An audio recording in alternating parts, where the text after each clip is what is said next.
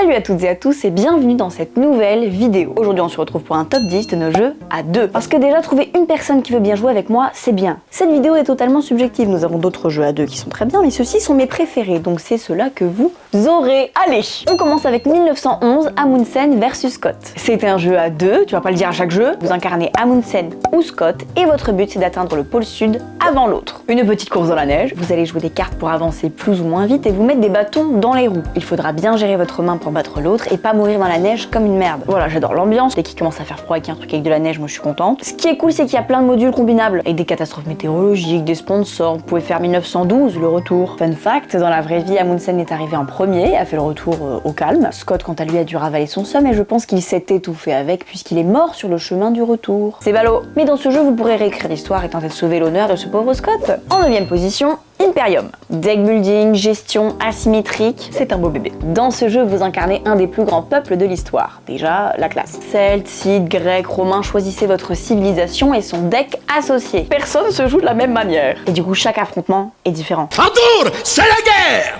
Non, c'est pas coop. Optimisez votre deck et vos ressources, débloquez vos cartes les plus avancées et chopez les bonnes cartes du marché pour défoncer les autres. Attention, si vous progressez trop vite, vous allez amener de l'instabilité dans votre deck. Par contre, si vous êtes trop lent, vous allez vous faire rouler dessus et personne ne se souviendra de votre civilisation. On est sur du jeu expert, y a pas à chier. C'est des parties longues, mais c'est tellement immersif, en fait, tu vois pas le temps passer, t'as pas envie que ça s'arrête, t'as envie de recommencer avec d'autres civilisations pour tester plein de combos. Il existe Imperium Antique et Imperium Légende, il y a 8 civilisations par boîte, elles sont toutes compatibles, enfin bref, c'est trop bien. En 8ème position, le roi est mort. C'est trop joyeux comme intonation pour dire le roi est mort, mais on s'en branle. Majorité, gestion de main et conquête de territoire. Pierre Sylvester a créé ce magnifique jeu sur la conquête de la Grande-Bretagne et c'est un petit bijou. Le roi est mort, ça c'est la base, c'est pas un spoil. Du coup, c'est le bordel. Le royaume de Grande-Bretagne est divisé en 3 factions. Les Écossais, les Gallois et les Anglais. Chaque faction a envie de prendre le contrôle, mais il n'y a pas de dirigeant. C'est là que vous intervenez. Votre but, avoir le plus de partisans de la faction dominante pour prendre le pouvoir. Comment c'est qui domine? Marina domine et tu t'inclines. C'est vous qui allez bidouiller le royaume. Vous avez 8 cartes pour toute la partie et c'est les mêmes que votre adversaire. Vous pouvez jouer des cartes pour déplacer des partisans dans le pays et convoquer des partisans dans votre cour. À chaque tour, une région est disputée. Donc il faut doser qui prend le pouvoir sur la carte et qui j'arrive à amener dans ma cour. C'est un jeu d'une pureté impressionnante et c'est un truc qui me plaît beaucoup dans les jeux à deux. Très simple, mais chaque action est décisive et peut changer le cours de la partie. Et il est trop beau, le côté enluminure comme ça, j'adore. En 7ème position, Renard des Bois. Ça y est, on se détend là, on est sur un petit jeu de plis hyper chill. Le but du jeu, c'est d'avoir 21 points et vous gagnez des points en fonction du nombre de plis que vous faites. La particularité, c'est que toutes les cartes impaires ont un effet. Plein d'outils pour prendre des plis ou non. Mamie qui joue aux jeux de cartes classiques, elle va kiffer autant que quelqu'un qui aime les jeux modernes. C'est un pont de génération. En 6ème position, la Guilde des expéditions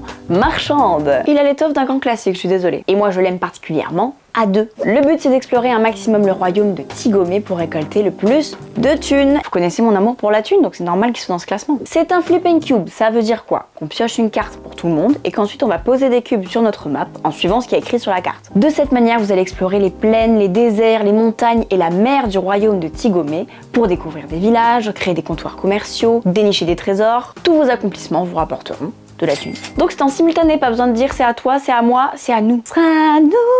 Bref, optimisez vos placements de cubes pour gagner le plus d'argent. Quand je joue à deux, j'aime qu'il y ait de la rejouabilité parce que j'aime poncer les jeux et m'améliorer. Comme si je jouais en solo, mais avec un public. Et ben avec la guilde, je suis servi, il y a plein de maps différentes, il y a une extension, et vous allez piocher des spécialités au cours de votre partie qui vont orienter votre stratégie. Pour moi, c'est le mix parfait entre enjeu et détente. À la 5ème place se trouve Cryptid, Légendes urbaines. Par les auteurs de Cryptid, c'est le même univers, mais pas du tout le même jeu. Enfin, on reste sur de la logique quand même, faut pas déconner. En fait, c'est un cache-cache. Vous incarnez soit le Cryptid qui essaye de s'échapper de la ville, soit la scientifique qui essaye de prouver son existence en le coinçant dans un seul quartier. Donc soit vous voyez le jeu comme ça, soit vous voyez le jeu comme ça. C'est un vrai casse-tête à deux, mais chacun son objectif, et c'est ça que j'aime bien. Vous allez jouer des cartes pour bouger les cubes de couleur d'une zone à une autre. Une fois que vous aurez bougé tous les cubes, le Cryptid pourra se cacher dans les quartiers qui sont entourés des mêmes caractéristiques. Couleur ou nombre. En gros, c'est les infos qu'on a sur le Cryptid. À vous de bouger les cubes stratégiquement pour réussir votre objectif. Le casse-tête, c'est vraiment comment je vais réussir à niquer l'autre. Ce que j'aime beaucoup, un peu comme dans Le Roi est mort, c'est que chaque move est décisif. Et que si vous vous plantez, et bah c'est bien fait. Ce qui est également le cas du prochain jeu. 4ème position se trouve 1987, Tunnel sous la Manche. Encore un petit jeu de la gamme 1900, à croire que cette gamme est exceptionnelle. C'est un jeu à 2 de blocage asymétrique. J'aime la symétrie, d'accord, m'embêtez pas. Vous jouez la France ou l'Angleterre et il faut creuser sa portion du tunnel avant l'autre. Pour ça, va falloir sonder le terrain, forer, attention de pas trop forer dans le vide parce que sinon vous allez inonder le tunnel, demander de la thune pour acheter de nouvelles technologies, pour forer plus loin. Là, peut-être que vous vous dites, cette femme est folle, ce jeu n'est pas sexy, qu'est-ce que j'en ai à foutre de creuser un tunnel? Déjà, je ne vous permets pas de me juger, j'étais fan de la tour dans Atlantide. Chacun ses idoles. Ce jeu fait partie de mes chouchous. Pourquoi? Parce que c'est une mécanique de pose d'ouvrier, mais avec de la surenchère. Et c'est là tout le kiff du jeu, mes loulous. Je t'explique. Dans un jeu de pose d'ouvrier classique, si un emplacement est pris, tu peux pas y aller. C'est premier arrivé, premier servi, tant pis pour ta gueule. Dans 1987, si tu veux aller à un emplacement qui est déjà pris, tu peux. Il y a 5 couleurs de jetons. Chacun en prend 10 au pif et vous allez les classer par couleur. Pour faire une action, il faut placer tous vos jetons d'une même couleur sur un emplacement. Si mon adversaire avait mis 2 jetons orange sur le forage, mais que moi aussi, j'ai envie de forer, il me suffit de surenchérir pour réaliser l'action. Et en faisant ça, je récupère les jetons qui étaient sur l'emplacement avant moi. Donc ça veut dire que tout ce que vous jouez potentiellement peut être récupéré par l'autre et va s'additionner aux jetons de cette couleur qu'il ou elle a déjà. Donc il faudra miser au bon endroit sur les bonnes actions pour remporter la partie. Je l'adore. On arrive sur le podium de cette sélection. En 3ème position, à la recherche des espèces disparues. Ça vient de sortir, c'est le petit frère de Planet X et c'est la bombe. C'est un jeu de déduction et de logique. Vous êtes des scientifiques et vous partez sur une île à la recherche d'une espèce disparue pour la sauver de l'extinction. Franchement sympa. Sauf que pour la sauver, faut d'abord la trouver. Et c'est compétent, il faut être le premier ou la première à trouver. Vous l'aurez remarqué, je ne vous ai rien mis de coop dans ce top. Coïncidence? Je ne crois pas. L'île que vous explorez est divisée en zones et dans chaque zone, il y a un animal où c'est réellement vide. Tous ces animaux ont des règles logiques qui vont nous permettre de les trouver les uns par rapport aux autres. Le python est jamais à côté d'un couscous, les couscous ils sont toujours ensemble, l'île Laurie se balade dans un losange. Le but du jeu, c'est de marquer un maximum de points en faisant des observations correctes, de dire dans cette zone, il y a tel animal. Et évidemment que trouver l'espèce disparue, ça vous fait marquer un max de points. Chaque action vous met des images plein la tête. Aller parler aux villageois, enquêter en bateau, enquêter à pied, poser des pièges photographiques. J'ai une passion documentaire animalier. J'adore la déduction parce qu'il y a un côté, on fait notre truc dans notre coin et c'est un peu un challenge de nous-mêmes avec nous-mêmes. Et en même temps, quand l'autre en face fait que des observations correctes, vous commencez à suer du cul. J'ai l'impression d'être à l'épreuve d'orientation dans Koh-Lanta quand ils cherchent le poignard dans la même zone et qu'ils font genre ils ont rien trouvé alors qu'en fait ils savent. Le bal des faux culs. Pourquoi je suis pas plus? Et bah je fais pareil. Je l'aime plus particulièrement à 2 parce que le temps que l'autre fasse son tour, c'est pile le temps qu'il faut pour déduire un petit peu des choses de ce que t'as trouvé à ton tour à toi. Donc t'as pas l'impression d'attendre. J'adore. La 2ème place dans mon cœur est attribuée à Stellar. Si vous aimez les étoiles, l'optimisation et les petits jeux, vous allez l'aimer autant que moi. Le but du jeu, c'est de faire le plus de points grâce à votre télescope et à votre carnet d'observation. Vous allez observer des objets célestes de tout type, planètes, lunes, astéroïdes, trous noirs.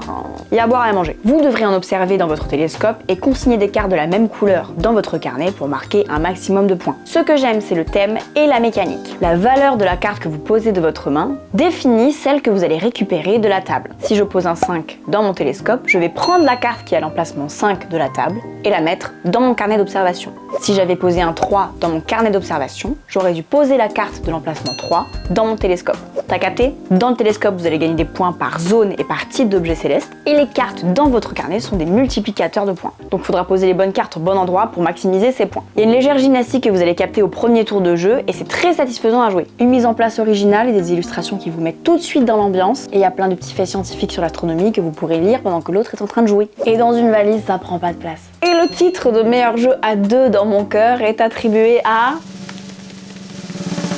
Cabo. C'est un jeu dont je parle pas souvent. Cabo.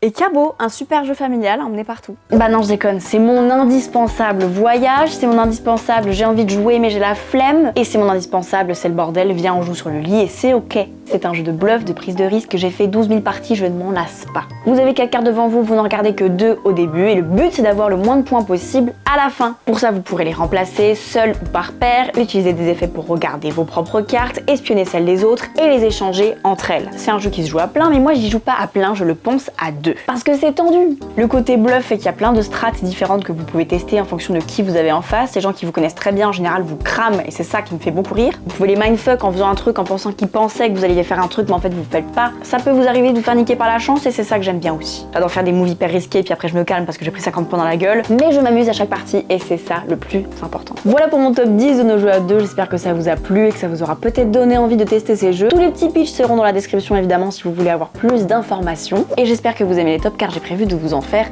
d'autres. N'hésitez pas à vous abonner pour suivre toutes nos vidéos et on se retrouve très bientôt sur la chaîne d'Ori Games. Ciao!